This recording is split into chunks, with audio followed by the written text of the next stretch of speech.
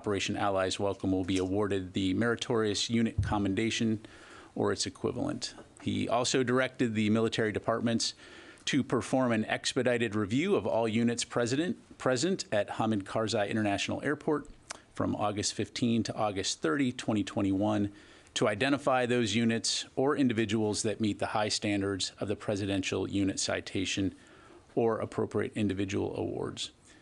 Secretary Austin has emphasized that this recognition is intended to reflect the gratitude of our nation and serve as a reminder to each and every service member who wears them of the lives they help to save and the thanks of our nation and the Department of Defense they serve so well. Separate but related, Secretary Austin also visited Arlington National Cemetery this morning to pay his respects to our fallen warriors who have made the ultimate sacrifice in defense of our nation, to include the 2,461 heroes who never made it home from Afghanistan. And to quote the Secretary, although the Afghanistan war has ended, our gratitude to those who served never will. To every man and woman who served in Afghanistan, this country will never forget what you did and what you gave. Turning to Ukraine, as you might have seen on Friday, a contract was awarded to Raytheon for the National Advanced Surface-to-Air Missile System, or NASAMS.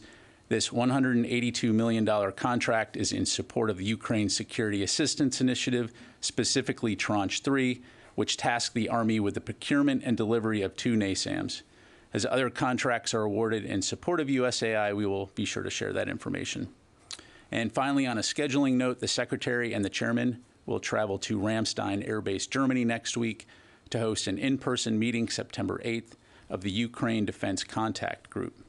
This will be the 5th meeting of the UDCG, the 3rd in person and the 2nd at Ramstein since this group was formed in April.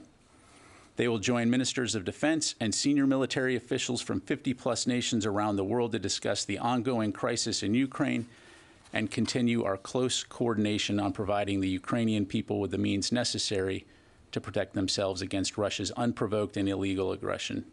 Secretary Austin will also visit the Czech Republic on September 9th to meet with his counterpart and discuss security-related topics shared by our 2 nations.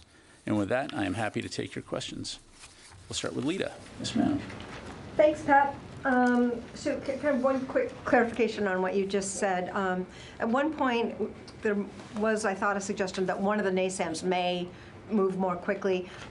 Does this mean that no NASAMS yet are in Ukraine or have been sent to Ukraine? Is that just to clarify? Correct. To my knowledge, those will be manufactured by the contractor and delivered when complete. Okay. Can you give us a sense of the Pentagon's assessment at this point of the counteroffensive that Ukraine has said that is going on, particularly in the south, and whether you're seeing any significant changes of hands in any of the property there? And second question, are there any specific weapon systems or equipment that the U.S. military right now is going to have to go out and reorder because of the PDAs? Is there any shortage anywhere that you all are seeing because of the PDAs? So on the latter piece, certainly we'll aim to get you any detailed information on that note, but I will say that I'm not aware of any specific shortages at this time. Again, we will continue to maintain an open dialogue as early as next week again in terms of what Ukrainian needs are in the fight. In regards to fighting in Ukraine, what I would tell you is that we are very sensitive to not getting ahead of the Ukrainians. I think you've heard some of their public statements, not the least of which is their president talking about the need for operations security. And so certainly from this podium, I'm not going to talk about tactical level battlefield detail. What I will say is that we are aware of Ukrainian military operations that have made some forward movement, and in some cases in the Kherson region, we are aware in some cases of Russian units falling back. But again, in order to preserve operation security and to give the Ukrainians the time and the space that they need to conduct their operations, I'm not going to go into that level of detail from the podium. The last thing I would say on that is that our focus, as you know, remains on working with the Ukrainians and our allies and our partners around the world to ensure that they have what they need to fight against Russia in their homeland. Thanks, Lita. Next question. Yes, ma'am. Thank you. Good to see you, sir. Good to see you. Yeah, I'm Jenny Bag with the U.S. Journal Korea. I have two questions. Recently, Russia's fighter jet have appeared in the South Korea air defense zone, and Russia and China are conducting joint military exercises now. Also reported that the North Korea and China are conducting joint exercises. How do you assess this? Well, certainly it is the right of all militaries and all nations that have militaries to conduct exercises. Our own military obviously conducts exercises. It's certainly something that we'll keep an eye on, given the nature of those nations and in some cases the instability that they are seeking to cause in various regions of the world. But again, not surprising, but something we'll keep an eye on. I have one more Sure. question. And the U.S. and South Korea joint exercise is currently being conducted. Why is the deputy commander of the CFC, ROC General, take lead these exercises and not the commander of CFC in South Korea, General Nakamura did not take this? So for that level of operational detail, I'd refer you back to U.S. Forces Korea. They can certainly provide a more nuanced response in terms of the exercise management. What I would tell you is that these exercises do remain important in terms of ensuring that our militaries can closely work together and be prepared to fight and defend the Republic of Korea and our partners and allies in the region should they need to. But again, for that level of detail, I'd refer you back to them. All right, let me go to the back of the room. There's that Laura back there. All right. Thank you. I got the nosebleeds here. But I wanted to ask you two questions. One, I wondered if you could give us an update on the fighting around the Zaporizhzhia power plant, and can you tell us how and if, I guess, the UN team has been able to get inside the power plant to do their job. And then secondly, I just wanted to ask you about the Taiwan Strait, and if you could tell us the significance of sending the U.S. Navy sending cruisers to transit the strait. I believe that's not a normal operation. Sure. In terms of the power plant, as has been said by others, we certainly welcome, first and foremost, the IAEA's presence in the region. And to my knowledge, I know that they are in the vicinity of the plant. I do not know whether or not they have embarked for or arrived at the plant yet. In terms of the fighting in the region, again, to the best of our knowledge, we do continue to see sporadic shelling in the region, and we call on all sides to ensure the safety of the power plant for obvious reasons, and would also call on Russia to enable the IAEA team to be able to get in there and do their work. In terms of the Taiwan Strait, what I would tell you, for those that weren't tracking, on August 28th, we did conduct a Taiwan Strait transit. It was the U.S. Navy cruiser Antietam in Chancellorsville. I would say that the transit demonstrates the United States' commitment to a free and open Indo-Pacific, and that we will continue to fly, sail, and operate anywhere that international law allows. There were no unsafe or unprofessional interactions to report during that transit. And so, again, we will continue to operate wherever the international law permits us to do so. If I could follow up, though, what was the reason you chose cruisers to go through the strait? And it's usually destroyers, is my understanding. So what I would tell you, Laura, is I would get with the Navy or with Indo-Pacific Command. We certainly can come back to you on that. We do have these capabilities in the area, but in terms of the specifics on the ship, we'll have to get back to you on that. May I follow up on Zaporizhzhia? Thank you, General. Sure. It's interesting that you said that, I'm quoting here, we call on all sides to ensure the safety of the power plant for obvious reasons. are Ukrainians as well endangering the safety of the plant? That's I would just calling on say, all as we sides. see fighting in the region, obviously, it is something to be cognizant of. Clearly, this is the Ukrainians' homeland, and we do know that there are Russians in the vicinity there. But we would want to ensure that the inspection team can get in there and do its work. And a question on the Middle East. I think you addressed a similar question. I believe last week, but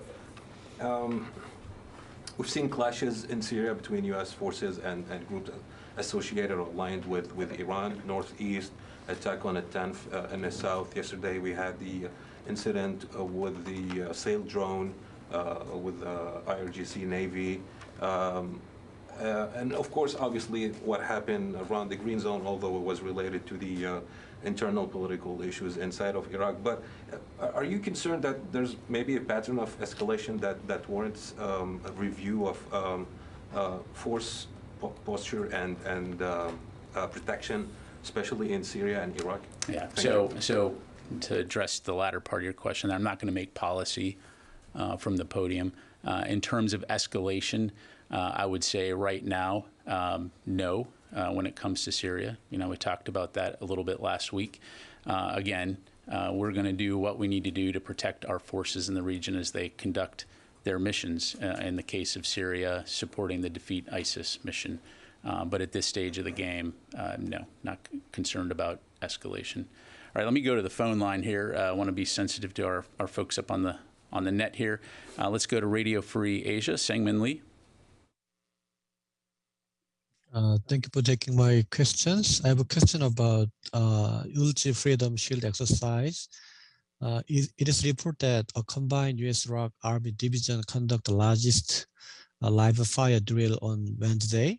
And it is said this is the largest and first combined joint division level exercise for the 2nd Infantry Division and ROK US Combined Division since its creation in June 2015. So can you tell me the background of this exercise? The background of the Ulchi Freedom exercise? In this specific exercise has been done by combined US ROK, the Artillery Army Division conducted by today. Some brief background here, and of course would encourage you to reach out to USFK for more details. But so as background, this is an 11-day computer simulated defense-oriented training event, which is really designed to enhance ROK and U.S. combined defense posture, help maintain readiness, and as I mentioned before, strengthen the security and the stability on the Korean Peninsula and Northeast Asia. So again, I would encourage you to reach out for any tactical level or operational level details to USFK. Thank you, sir. All right, let me go back to the room here. Tony. I want to go back to some of your original statements, the one on this anniversary. What is this? I had a couple of status questions. What's the status of the Pentagon or National Defense University's lessons learned on the war and the evacuation? Sure. So the after-action report is complete. It's under review right now. The Secretary is reviewing it. At this time, the report is classified. So at a point that we have more to provide on that, we certainly will. Okay, keep pushing for it so it's not classified for another 10 years. Secondly, the compensation for the Ahmadi family survivors of the terrible drone strike last year, they haven't been paid yet according to their attorney, and there's been no resettlement. Can you confirm that there's been no compensation payments, and where do things stand with that? Sure. Yeah. Thanks for the question, Tony. So what I would tell you is that we continue to work closely with other agencies within the U.S. government on this issue. As I've mentioned before, both for privacy and operational security reasons, there's just really not a lot of detail that I can provide at this point, other than to say I can assure you that a lot of people are working very, very hard on this. But you can confirm that no compensation has been paid to the survivors yet? Again, at this point, that's about the level of detail I can provide you. You mentioned NASAMS early on, a technical question, but the contract says buried in there that delivery is expected in 2024, August 23rd of 2024. 2 years later, 2 years from now, can you explain to the best you can the sense of lack of alacrity there? Sure, absolutely.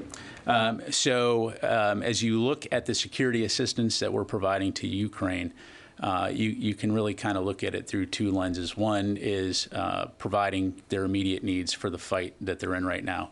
But there's also, and Dr. Call talked to this a little bit last week, there's also the aspect of providing enduring security support and Ukraine's enduring security posture. And so we're not necessarily just focused on right now, but it's also ensuring that they have what they need in the future to be able to sustain deterrence and provide for their own protection. Whenever the system comes up in the discussion, readers or listeners should not assume this is for the immediate fight, but this is down the line. Correct. Thanks. Correct. Yes, ma'am. Tony actually just asked my Afghanistan question. I want to ask about the airstrikes we saw in Syria. There were some airstrikes reported today in Aleppo. Syria's saying that this was Israel and that they were targeting Iranian missiles that were being delivered to Syrian forces. Can you confirm whether or not the U.S. was involved in these airstrikes? What more can you tell us about this? I don't have any information on that. Carla will have to get back to you. I'm not tracking any U.S. airstrikes in Syria right now, but let us look into that and come back to you. Thanks. Yes, sir. Thank you. My name is Ryo Nakamura with Japan's Nikkei Asia. Thank you very much for taking my question. I want to ask you about China's activities in the region. The Assistant Secretary of Defense, Dr. Ratner, said in late July the U.S. witnessed a sharp increase in unsafe and unprofessional behavior by Chinese aircraft and Chinese warships in recent months. I'm wondering if that trend has continued or has accelerated since Speaker Pelosi visited Taiwan. So, in terms of Chinese activity in the region, as has been said, we assess that really what China was trying to do here was change the status quo in terms of what is acceptable, normal behavior in that region. Our focus is working with our allies and our partners in the region to ensure stability and to preserve the international rules-based order that has largely kept the peace for over 70 years, since World War II. In terms of individual actions by individual Chinese aircraft or ships, I'm not going to have a specific comment to say other than when we do have something to announce, we're usually pretty good about putting out any information in terms of unsafe or unprofessional activity. Oh, I have a separate question. Okay. One more and then I'm going to move on. Yeah, China suspended some military-to-military communication channel in early August. Are you working to resume them? If that's the case, is China cooperative? I'm going to have to look into that one for you. Sorry, thank you. Let me quickly go to the phone, then I'll come back to Jennifer back there. Let's go to Brandy from FedScoop. Thanks, General Ryder. We saw news yesterday that the Navy interrupted an attempt by Iran to seize an unmanned vessel in the Persian Gulf. Have you seen any evidence of such behavior from Russia or Russia trying to capture unmanned coastal defense vessels that the U.S. sent to Ukraine? And secondly, can we get an update on how those unmanned vessels are being used by Ukraine? Sure. On your first question, no. I'm not aware of anything like that at this time. And then I'm sorry, your second question? Second question, can you provide any more information about how those unmanned coastal defense vessels that were sent to Ukraine, I believe around April, about how they're being used? We'll have to get back to you on that one. I don't want to get into specific details in terms of operational movements, but let us take a look on that, Brandy, and if there's anything we can provide, we'll come back to you. Thank you. All right, let me go to Jennifer, and then I'll come back to the phone. Yes, ma'am. Thank you, General Ryder. In terms of that Navy interception, can you just describe what was the significance of the Navy retrieving that armed underwater drone, and what happened exactly? Yeah, sure. So as most of you are aware, I'm sure, Fifth Fleet did put out a statement on this, but let me just provide you a little bit of background here. So on Monday, yesterday, the U.S. Navy observed the IRGC Navy support ship towing a sail drone Explorer unmanned surface vessel in what we assessed was an attempt to detain it. And so the USS Thunderbolt and a MH-60S Seahawk responded. We did hail the ship and ask them to release the drone, which they did.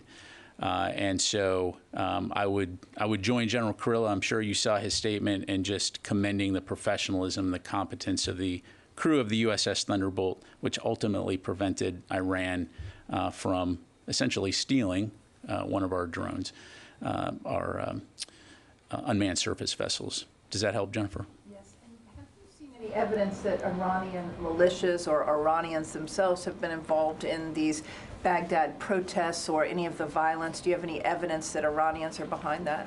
I don't have anything to provide from here, so I'd have to say no. Okay. Let me do another one on the phone here, and I'll come back to the room. Let's go to J.J. Green, WTOP. Yeah. Hi, General. Thanks for taking the question. I've been hearing that the U.S. military was involved in some way in helping Ukraine prepare for this counteroffensive. Can you confirm that? And in what way might the U.S. have helped them prepare for this?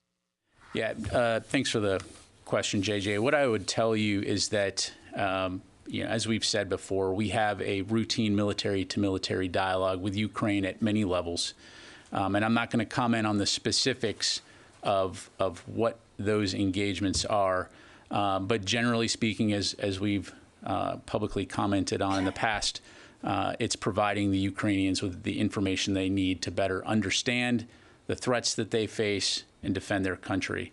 But it's important to point out here that ultimately it is the Ukrainians that are making the final decisions when it comes to operations.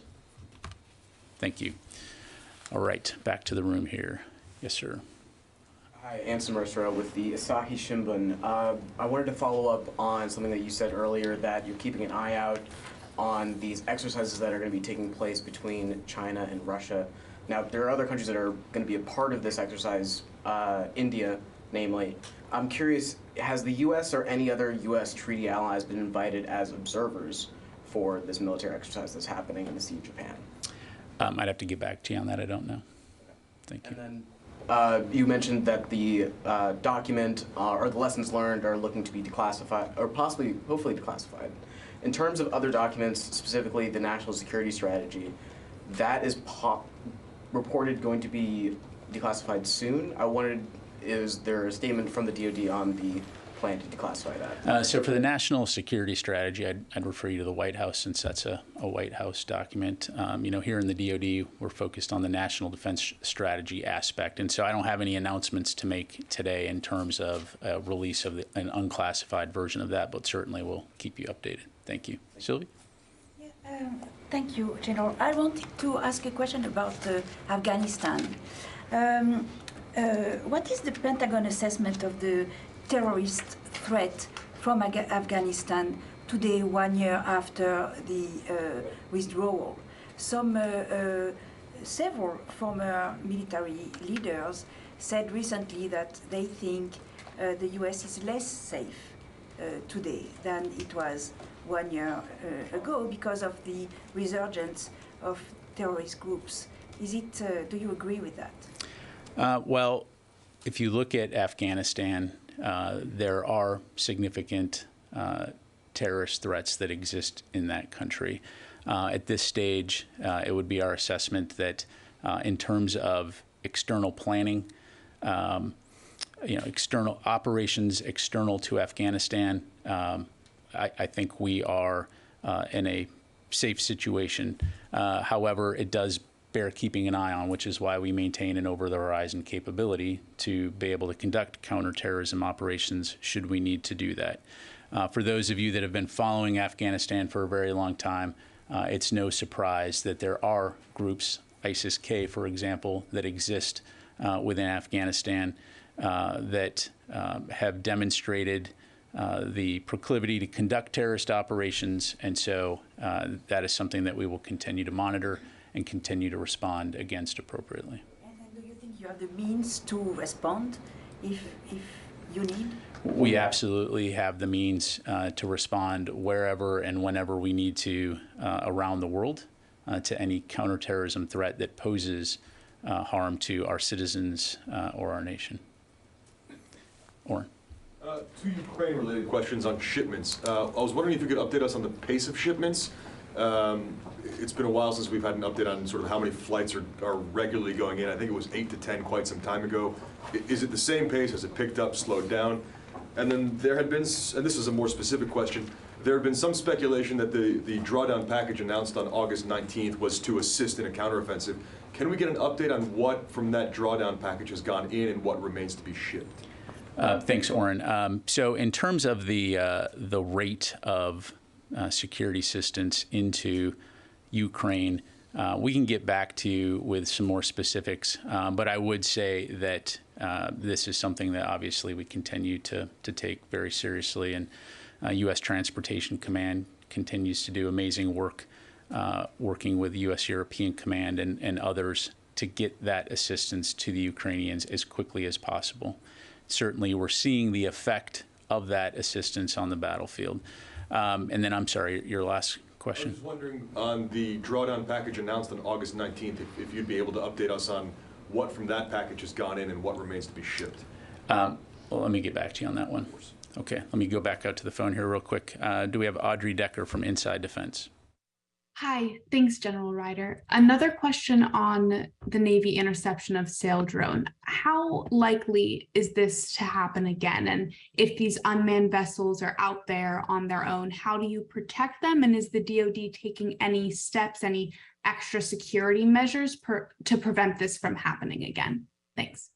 Thanks very much, Audrey. So I'm not going to speculate on a hypothetical in terms of how often this could happen. Clearly, Fifth Fleet has it well in hand in terms of patrolling the waterways there and maintaining situational awareness in terms of their capabilities and assets in the region.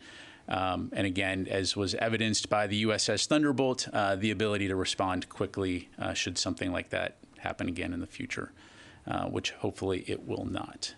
Okay, let me take another call, another person on the phone here, and then we'll go back into the audience. Heather from USNI.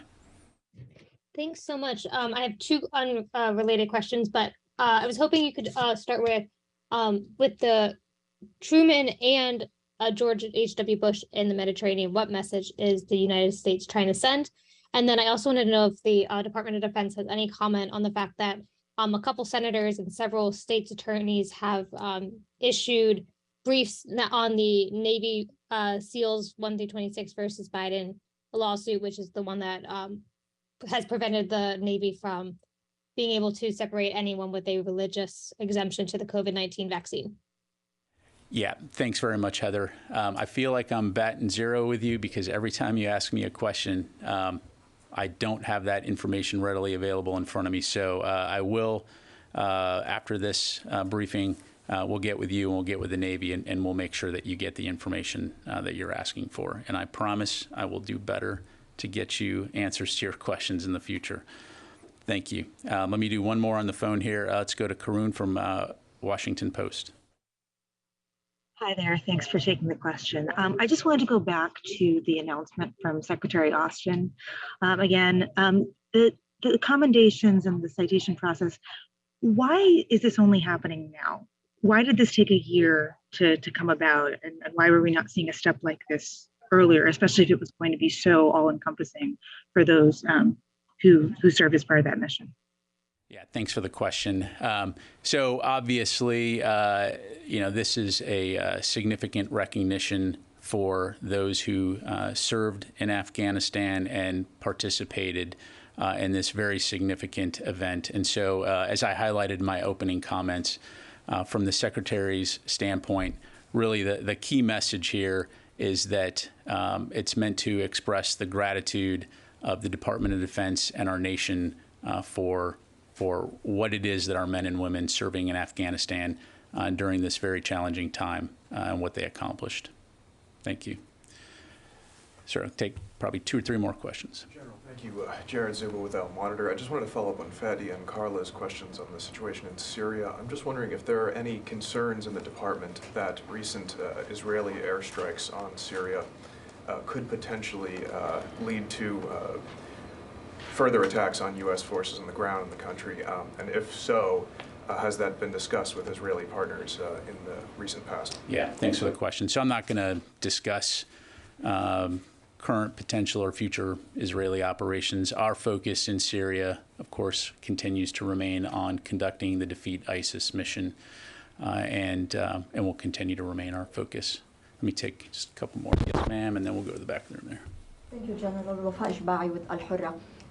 Follow up on Jared's question. If you can give us a sense of the level of coordination between the U.S. and the Israelis, especially when Israel claims that the targets are linked directly to Iran. And also I have another question on Iraq, if you can give us the DOD assessment of the latest security developments in Iraq, and if U.S. forces there took maybe extra security measures during the latest. Sure. On your first question about Israel, certainly we have a very long-standing security relationship with our ally Israel.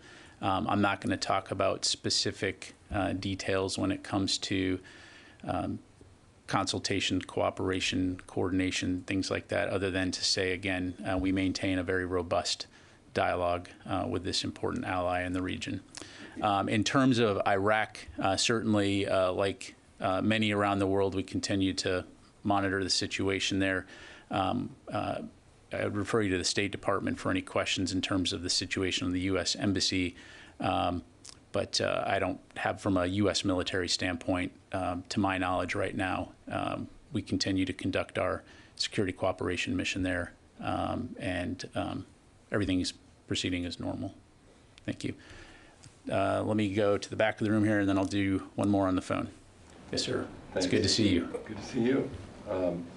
Just going back to the incident with the Iran's attempt to seize that drone, do you see this as a pattern? Was that some increase in the tension or increase in dangerous activity by the Iranians in that area?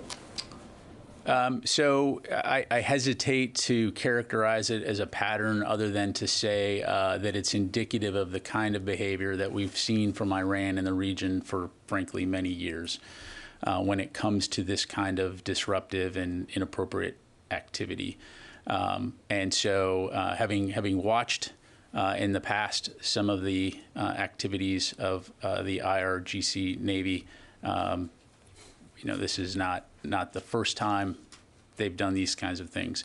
And so again, it just showcases the challenge that Iran presents in terms of the threat to the region, and another reason why we'll continue to work very closely with our partners and our allies in the region to help provide the stability that's important to keep not only the sea lanes open, but the health and safety of those that are operating in that area. Sorry, just unrelated question. Sure. On the whole investigation of the documents found at Mar-a-Lago, is the Defense Department involved in reviewing any of these documents, classified or secret documents? Yeah, thanks for the question, Dan. I would refer you to the Department of Justice for any questions regarding the documents. So, all right, let me take one more from the phone here, and then we'll do one more with Carla. All right. One clarification with me. And then one clarification with Fadi. Okay, let's go to Tony from Inside Defense. Thank you, sir. My question's about the status of funding for Ukraine. Is DOD running out of aid for Ukraine? And also, as DOD ponders what or how much it might ask next from Congress, does it want more money for PDA to send weapons directly to Ukraine? Or is it now sort of seeking more money for USAI, where the weapons might not arrive for a couple of years? So to answer your first question, no, we are not running out of aid. And then in terms of the breakdown between PDA and USAIA, let us get back to you on that. I will say that certainly as we look at what the requirements are for Ukraine from a policy standpoint and from a procurement standpoint, generally speaking, we are going to use the mechanism that best supports the needs of Ukraine, working very closely with our allies and partners. So we'll take a look at that. If there's anything beyond that to provide, and we'll certainly get that to you. All right, Carla, and then Fadi. Yep. follow up on Sylvie's question because, you know, when you were talking about the situation in Afghanistan, you said that the U.S. is in a safe situation, but it does warrant keeping an eye on everything with the over the horizon.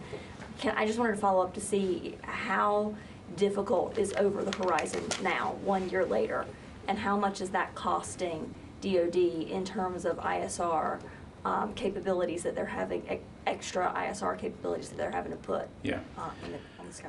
Well, again, just to provide some perspective and context, over-the-horizon operations are something that we've been doing for a very long time in this region and elsewhere.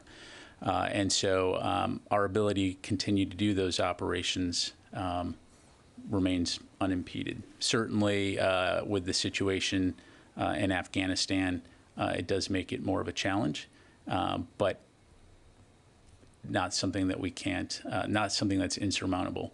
And so, again, we will protect and defend our people, our allies, and our partners as needed wherever and whenever we need to. So, yep. And then Fadi. Thank you, General. So I believe you said that with the sailboat incident, that the Thunderbolt crew asked the IRGC Navy support ship to let the sail drone leave. Does the sail drone have any identification on it that shows it belongs to U.S. Navy or the USA? We know our drones. No, you do, but do the Iranians know that? Does it have any identification when it's in open water like this, international water? I'd have to refer you to NAVCENT in terms of what the specific markings on those may be, but certainly when we asked them to release it, they released it. So maybe I can't speculate on what they knew or what they didn't know. So we don't know for sure that they knew this one belongs to the U.S. Navy. I do not know that for sure. Thank you. Okay. All right. Thank you all very much, everybody. Appreciate your time today.